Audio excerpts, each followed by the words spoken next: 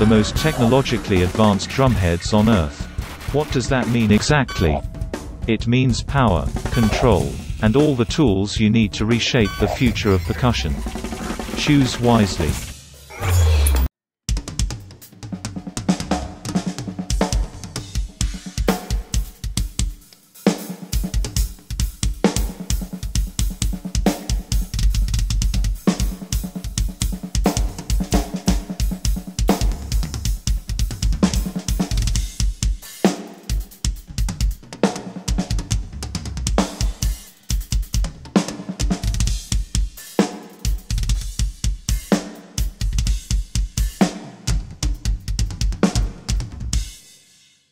Hey, welcome back to the Drum Rundown. It's Jared James, and I'm sitting here with Charlie ENGEN from Five Finger Death Punch. What's Hello. going on, man? Nothing much. Hanging out at Bridgestone here, having some fun, talking drums now. Awesome. Thanks for having us, man. Yeah, We're sitting behind this incredible kit. Yeah. I've been hanging out with Micro, your drum tech, before, and just talking about all of this stuff, and he's been polishing this thing for camera, so yeah, he did a great job. Talk to me about this this Pearl. I see that it's a Music City custom. Yep, it's just it's a Music City custom maple, and then the bigger floor toms are a mix of the maple and the mahogany, and yeah, went with pretty much standard sizes for the most part. I actually have an 8-inch tom at home that I don't have on the kit. I didn't find place for it, and we got pretty much everything covered on this thing, but yeah, we just have on the racks, we just have 10, 12, 13, and then we get down to the floors and we have 14 over here, 16, 18 on the right, and then two 20-inch Gong Drums on the back, and 22 by 20 kicks.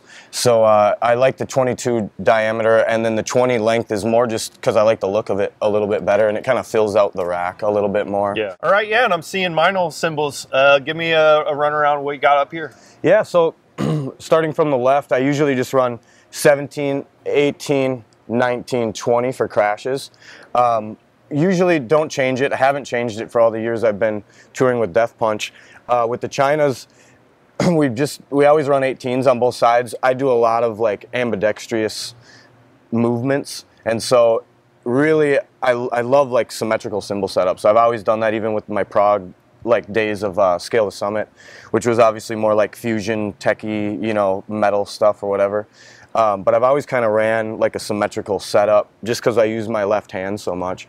But as far as crashes go, I ride on this one a ton, just during choruses and whatnot, and so, you know, a lot of my action is over there for the bigger hits, and then this is just coming down with the left on this side a lot. But little mini stack here, the Classics Custom 12-inch, you know, what do they call it? The trash stack. It's just the trash splash on top of a trash china. And I use that mainly just for like little effects and during my solo, and just kind of anything funky I want to do. Splash is 8-inch. I'm running a 12-inch over there right now. You can see, I'm sure the GoPro can pick it up. I've got my name and, and the Death Punch. Yeah, a little signature on the Classics Custom. Just for the fans, give them, sell them after the shows. Hats-wise, I added the remote hat like last year, a few tours ago. It's really nice actually, just because so much of my work is done on the hat and on the crash. It's nice to just be able to go to the right side, you know, and just for the feel of it more than anything. But it's not even on a pedal because I just use it as an open hat. The big monster Classics Custom metal bell. Dude, the bell on that thing is huge. Yeah, the extreme bell. Really cool. Yeah, it's fun. I don't use the ride much in these songs, so the few tunes that I do, I want it to punch. So it made sense just to rock that one because I can also just fit it, you know, a little easier because it gets a little busy over here. And what is that, a 17 or 18? Yeah, 18. 18. Yep. Cool. And then the trash stack over there is just there in case I feel like using it during my solo. It's just the 18-inch size. But yeah, the stacks don't get used too often in the tunes. It's pretty much, you know, your bread and butter, you know, heavy rock stuff. And that's just there for when I improvise my solo every night. It kind of ends up being the same, you know, like as far as the chunks seem to just kind of naturally happen now because it's in the middle of a song. But I kind of just mix up my licks and my ideas, and so if it's, you know, the cymbals are kind of nice to have around if I, you know, get into something weird and just start playing, and you never know where it's going to go, so the stacks are kind of nice to have for that reason alone. But yeah, everything else is just like, I love the big 80s and 90s, you know, kits, like just the big arena kits. And so I was kind of going for that theme with the cymbals, with the chinas up high, and the, you know, the crash is kind of evenly spread throughout the kit. So yeah, well, you certainly have like executed a giant arena kit. I mean, we're like precariously up here on this drum riser. Perry and Chris are out there like standing on ladders and stuff to get these shots. It feels great to be in this giant arena, and I'm so happy to see you here in Nashville. It's great you to started kind of in that prog world and on Instagram as a drummer. What's it been like kind of getting used to playing in the big arena stuff with Death Punch? Yeah, I mean, honestly, the transition went really seamless for me.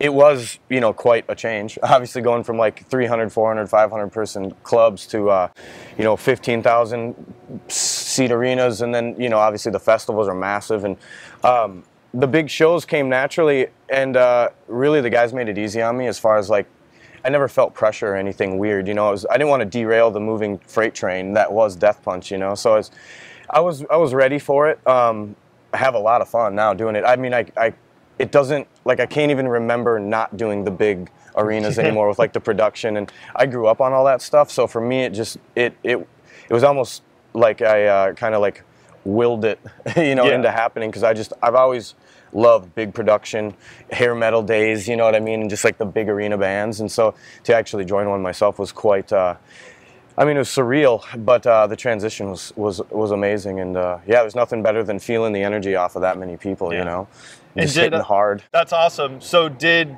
the Death Punch compositions of songs inform some of your setup here, or is this something that you pulled in from your earlier prog days? Yeah, I think a little bit of both, because by default, I wanted the big kit, you know, because I've always wanted that, like, just spread, you know, arena kit.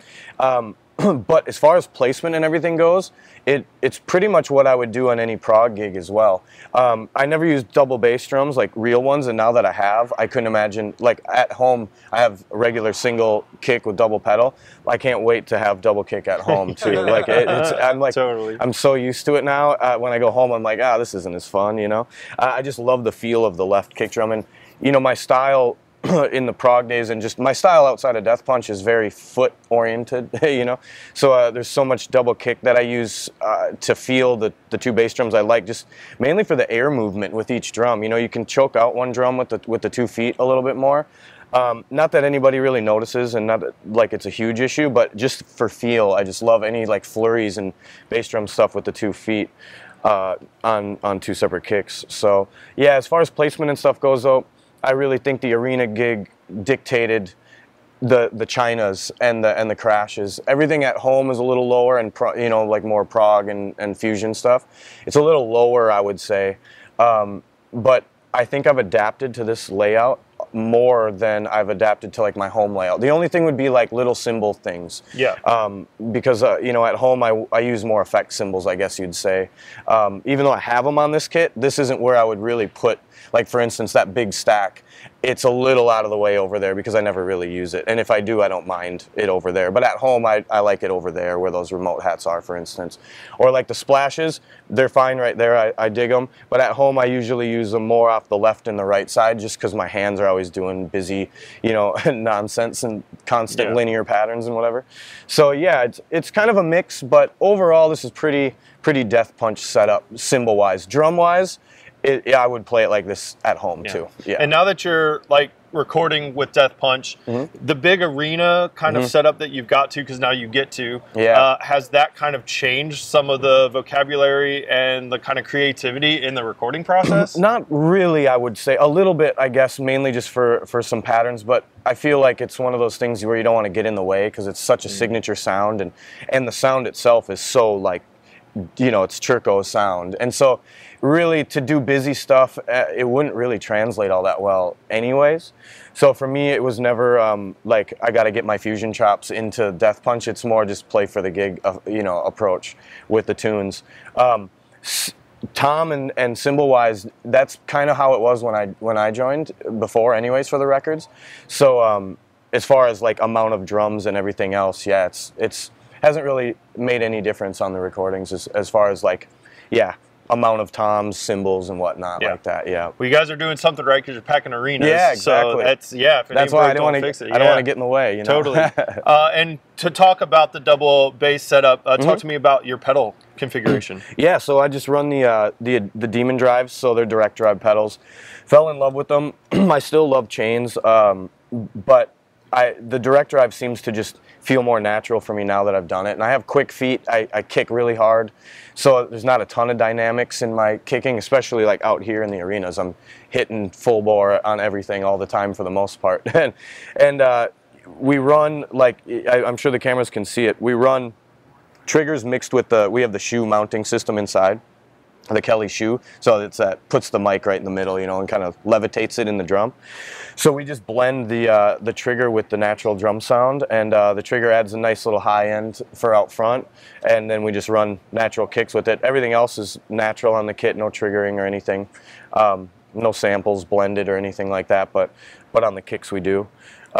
That was actually the first time I ever played triggered bass drums, was when I joined this band. So like when I auditioned for the band, I went up on Jeremy's kit, and it was kind of like not an assumed audition, but they brought me down to see that it would work, you know what I mean? I wasn't like competing against other drummers, and I hopped on his kit, and it was like full-blown trigger feel, like there was no real mics running, I don't think, and it was quite the the feel change, to say the least. But I got used to it, and actually don't mind it now. And then now the way we run these, like, they're tuned normal kick drums. So, you know, a lot of guys who run triggers, like the death metal guys, it's pretty tight. Like the drums are ran pretty tight and dead. These feel like normal kick drums. That's awesome. Yeah. Yeah, so you're still getting dynamics in your kit. Yeah, and they hear the dynamics up front and everything too. Like you can tell when I kick harder, even with the trigger blended in on top. Yeah. You can still tell when I kick harder, or like if I'm going faster and it's a little softer or whatever, even though it's pretty much full guns blazing on all the hits. Yeah, and I like that. I prefer when drummers kind of use the technology for, like, you know, a support or kind of a value add instead of kind of leaning on it. Exactly. And like, oh, I can just kind of play light and it's going to sound like a thunder god. It's like you're actually pushing and kicking the move in the air. Yeah, exactly. Yeah. And speaking of moving air, I was talking to Micro before about some tricks that you're using on the bottom heads of the toms. Talk to me about what you guys are doing for your resonant heads. I mean, I don't mess with his like tuning ever, so I let him do everything. We do everything pretty low, but I'd say kind of at a natural range for the drum. I mean, he tunes the same way I like to tune at home, which is let the drum breathe, I guess you'd say, you know, because you can just tell when a drum's choking themselves out, you know what I mean? So on the floor toms, for instance, for the reso heads, we do run the EC2s now, which is what he was talking about, I'm sure, is running the regular heads on top just for the damper control effect. They just breathe so nicely anyways, you know what I mean? With the EC2s are my favorite head by far. So I run EC2s at home. They're a beefy head, so they work great for the arena stuff, but they still have such a good tone and punch to them. Like they work for any of the prog fusion stuff I like to do at home. But yeah, running the EC2s on the bottom is sweet, just because it makes the drum a little more controlled than running a thinner, more natural resonant head, you know what I mean? Yeah, it sounds great. And as far as like the head on the snare, what do you got there? Yeah, usually the heavyweight. Once in a while I'll do the heavyweight dry, or the HD dry, which is a little thinner, but the heavyweights just sound so good. Like they're just perfect for the big backbeat, you know what I mean? Just huge 2 and 4 stuff. Yeah, the tone is, for me, it's perfect. That's awesome. Yeah, it's just cracks, you know? Yeah, it's super cracky. And what snare do you got going? This one's the free-floating brass. Actually, this might be the phosphate bronze. I can't remember anymore. You have to tell us in the comment section. Yeah, that's my favorite part of the show. I get to say that. This one looks like this is the bronze. This is the phosphor bronze. And then over here is just what do we got now? Because I used to run an aluminum free floater over here. Now it's just the I'll tell you, it is the brass. Yeah, the brass ultrafonic or whatever. Yep. Pearl Ultrafonic, that's a series. Yeah, we used to run the aluminum free floater, and I never really used my side snare. So basically the side snare is now just set up for if this was to fail. Gotcha. Yeah, so rather than, you know, do the switcheroo, which we had to do only a few times in my life, now I would just switch to this one. It's the worst moment, and then go. It's the worst moment. I know. I blew out a bottom head once. That was the only thing that we've encountered during like while we're playing, you know.